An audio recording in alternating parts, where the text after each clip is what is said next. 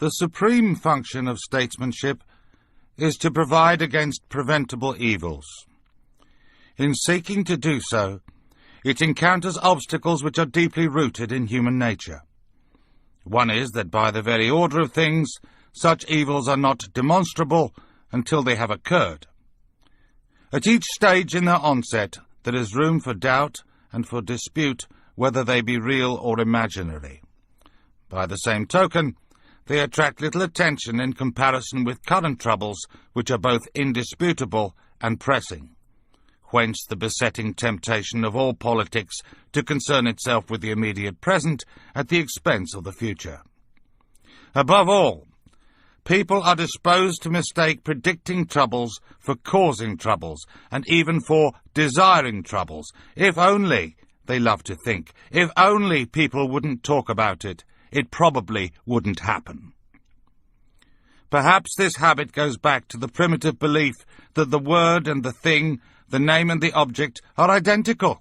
At all events, the discussion of future, grave, but with effort now avoidable evils is the most unpopular and at the same time the most necessary occupation for the politician. Those who knowingly shirk it deserve and not infrequently receive the curses of those who come after. A week or two ago, I fell into conversation with a constituent, a middle-aged, quite ordinary working man employed in one of our nationalised industries. After a sentence or two about the weather, he suddenly said, "If I had the money to go, I wouldn't stay in this country." I made some deprecatory reply to the effect that even this government wouldn't last forever, but he took no notice and continued. "I have 3 children, all of them been through grammar school, and 2 of them married now with family. I shan't be satisfied till I've seen them settled overseas. In this country, in 15 or 20 years' time, the black man will have the whip hand over the white man." I can already hear the chorus of execration.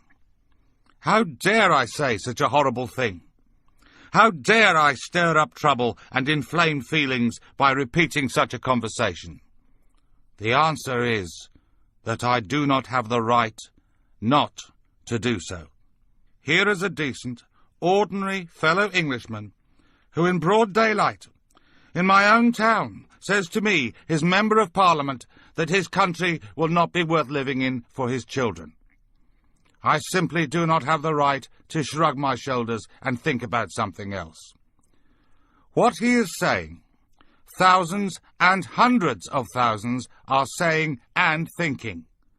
Not throughout Great Britain, perhaps, but in the areas that are already undergoing the total transformation to which there is no parallel in 1,000 years of English history. In 15 or 20 years, on present trends, there will be in this country 3.5 million Commonwealth immigrants and their descendants. That is not my figure. That is the official figure given to Parliament by the spokesman of the Registrar General's office. There is no comparable official figure for the year 2000, but it must be in the region of 5 to 7 million, approximately 1/10 of the whole population and approaching that of Greater London. Of course, it will not be evenly distributed from Margate to Aberystwyth and from Penzance to Aberdeen. Whole areas, towns and parts of towns across England will be occupied by sections of the immigrant and immigrant-descended population.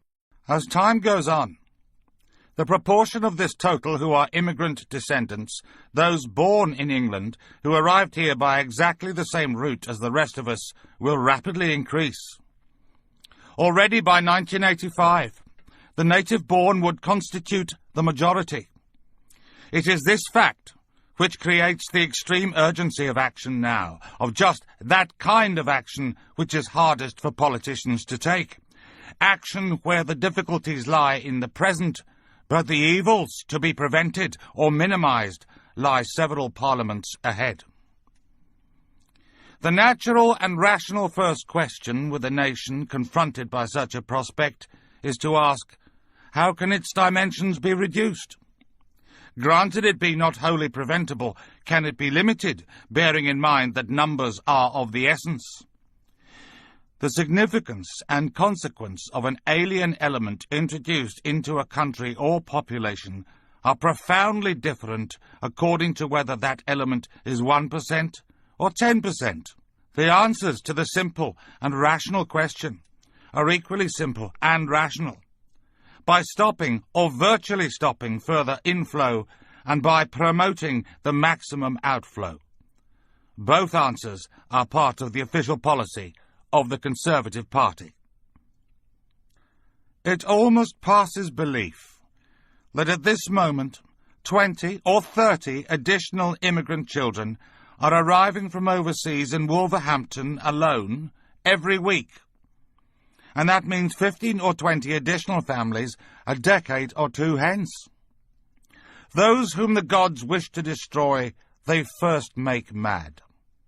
We must be mad, literally mad, as a nation, to be permitting the annual inflow of some 50,000 dependents, who are, for the most part, the material of the future growth of the immigrant-descended population. It is like watching a nation busily engaged in heaping up its own funeral pyre. So insane are we, that we actually permit unmarried persons to immigrate for the purpose of founding a family, with spouses and fiancés whom they have never seen. Let no one suppose that the flow of dependents will automatically tail off. On the contrary, even at the present admission rate of only 5,000 a year by voucher, there is sufficient for a further 325,000 dependents per annum ad infinitum, without taking into account the huge reservoir of existing relations in this country, and I am making no allowance at all for fraudulent entry. In these circumstances, nothing will suffice but that the total inflow for settlement should be reduced at once to negligible proportions, and that the necessary legislative and administrative measures be taken without delay. I stress the words, for settlement. This has nothing to do with the entry of Commonwealth citizens, any more than of aliens, into this country.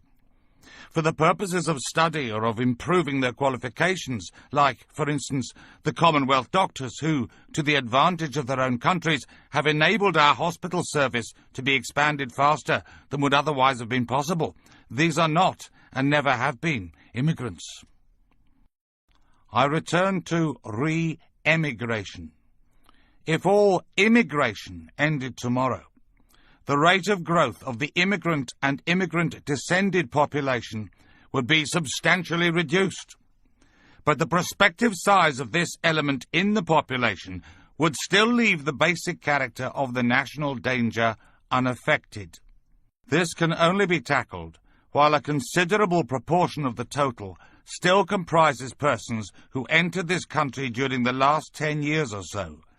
Hence the urgency of implementing now the second element of the Conservative Party's policy, the encouragement of re-emigration.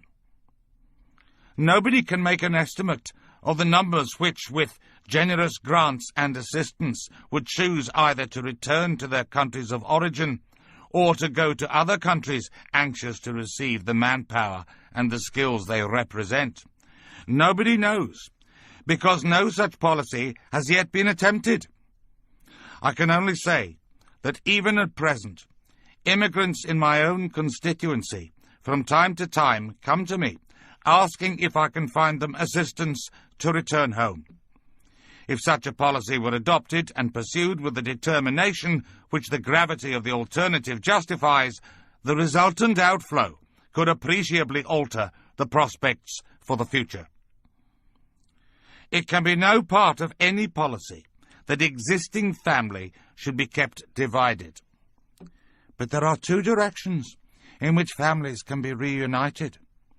And if our former and present immigration laws have brought about the division of families, albeit voluntary or semi-voluntary, we ought to be prepared to arrange for them to be reunited in their countries of origin.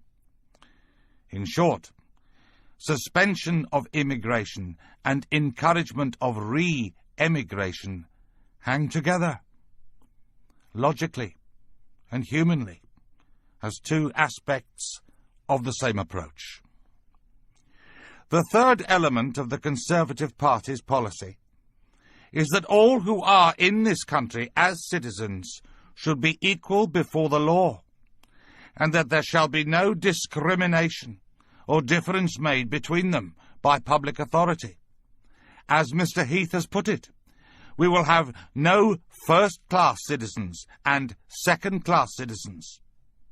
This does not mean that the immigrant and his descendants should be elevated into a privileged or special class, or that the citizen should be denied his right to discriminate in the management of his own affairs between one fellow citizen and another, or that he should be subjected to inquisition as to his reasons and motives for behaving in one lawful manner rather than another. There could be no grosser misconception of the realities than is entertained by those who vociferously demand legislation, as they call it, against discrimination, whether they be leader writers of the same kidney, and sometimes on the same newspapers, which year after year in the 1930s tried to blind this country to the rising peril which confronted it, or archbishops who live in palaces, faring delicately with the bedclothes pulled right over their heads. They have got it exactly and diametrically wrong. The discrimination and the deprivation, the sense of alarm and resentment lies not with the immigrant population, but with those among whom they have come, and are still coming. This is why to enact legislation of the kind before This is why to enact legislation of the kind before Parliament at this moment is to risk throwing a match onto the gunpowder. The kindest thing that can be said about those who propose and support it is they know not what they do. Nothing is more misleading than comparison between the Commonwealth immigrant in Britain and the American Negro. The Negro population of the United States, which was already in existence before the United States became a nation, started literally as slaves, and were later given the franchise and other rights of citizenship, to the exercise of which they have only gradually and still incompletely come. The Commonwealth immigrant came to Britain as a full citizen, to a country which knows no discrimination between one citizen and another, and he entered instantly into the possession of the rights of every citizen, from the vote to free treatment under the National Health Service. Whatever drawbacks attended the immigrants, and they were drawbacks which did not and do not make admission into Britain by hook or by crook appear less than desirable, arose not from the law, or from public policy, or from administration, but from those personal circumstances and accidents which cause, and always will cause, the fortunes and experience of one man to be different from another's. But while to the immigrant, entry to this country was admission to privileges and opportunities eagerly sought, the impact upon the existing population was very different. For reasons which they could not comprehend, and in pursuance of a decision by default, on which they were never consulted, they found themselves made strangers in their own country. They found their wives unable to obtain hospital beds in childbirth, their children unable to obtain school places, their homes and neighbourhoods changed beyond recognition, their plans and prospects for the future defeated. At work, they found that employers hesitated to apply to the immigrant worker the standards of discipline and competence required of the native-born worker. They began to hear, as time went by, more and more voices which told them that they were now the unwanted.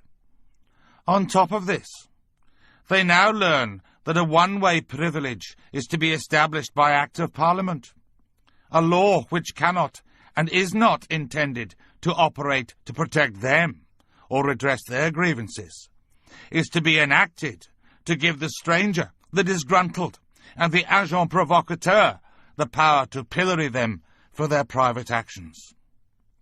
In the hundreds upon hundreds of letters I received when I last spoke on this subject 2 or 3 months ago, there was one striking feature which was largely new, and which I find ominous. All members of Parliament are used to the typical anonymous correspondent, but what surprised and alarmed me was the high proportion of ordinary, decent, sensible people writing a rational and often well-educated letter, who believed that they had to omit their address, because it was dangerous to have committed themselves to paper to a member of Parliament agreeing with the views I had expressed, and that they would risk either penalties or reprisals if they were known to have done so. The sense of being a persecuted minority, which is growing among ordinary English people in the areas of the country which are affected, is something that those without direct experience can hardly imagine. I am going to allow just one of those hundreds of people to speak for me. She did give her name and address, which I have detached from the letter which I am about to read. She was writing from Northumberland about something which is happening at this moment in my own constituency. 8 years ago, in a respectable street in Wolverhampton, a house was sold to a Negro. Now only one white, a woman old-age pensioner, lives there. This is her story. She lost her husband and both her sons in the war, so she turned her 7-roomed house, her only asset, into a boarding house. She worked hard and did well, paid off her mortgage, and began to put something by for her old age. Then the immigrants moved in. With growing fear, she saw one house after another taken over. The quiet streets became a place of noise and confusion. Regretfully, her white tenants moved out. The day after the last one left, she was awakened at 7 a.m. by 2 Negroes who wanted to use her phone to contact their employer. When she refused, as she would have refused any stranger at such an hour, she was abused and feared she would have been attacked but for the chain on her door. Immigrant families have tried to rent rooms in her house, but she always refused. Her little store of money went, and after paying her rates, she had less than £2 per week. She went to apply for a rate reduction, and was seen by a young girl, who, on hearing she had a 7-roomed house, suggested she should let part of it. When she said the only people she could get were Negroes, the girl said, "Racial prejudice won't get you anywhere in this country." So she went home. The telephone is her lifeline. Her family pay the bill and help her out as best they can. Immigrants have offered to buy her house as a price which the prospective landlord would be able to recover from his tenants in weeks, or at most in a few months. She is becoming afraid to go out. Windows are broken. She finds excreta pushed through her letterbox. When she goes to the shops, she is followed by children, charming, wide-grinning piccaninnies. They cannot speak English, but one word they know. Racialist, they chant. When the new Race Relations Bill is passed, this woman is convinced she will go to prison. And is she so wrong? I begin to wonder.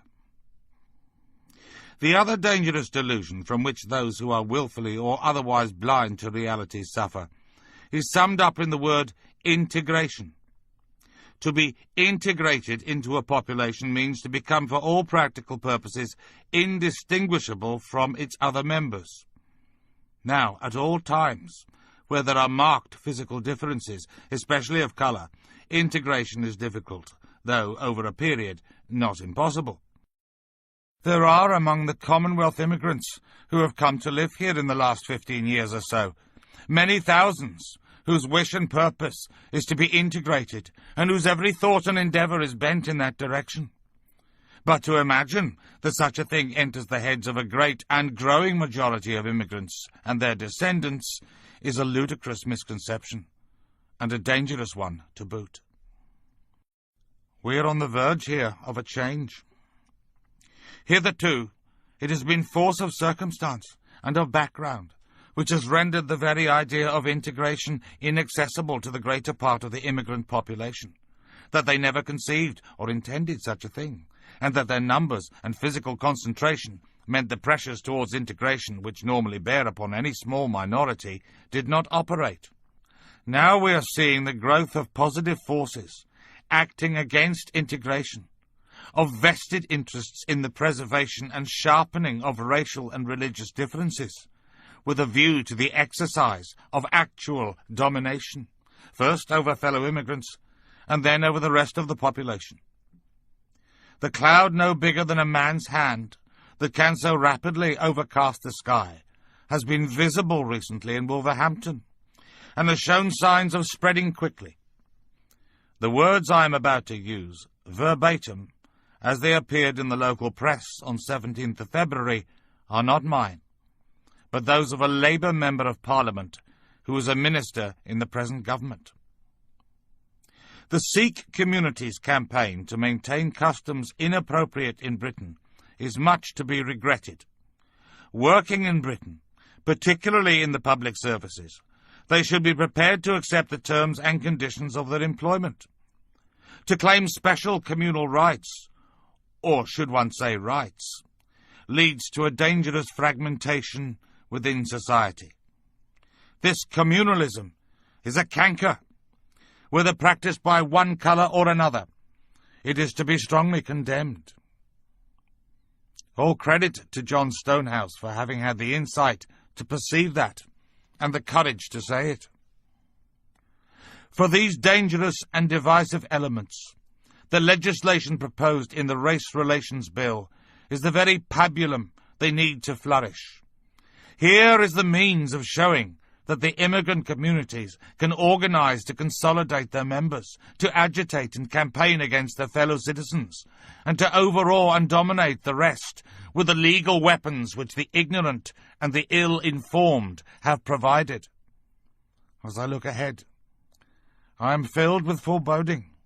Like the Roman, I seem to see the river Tiber foaming with much blood.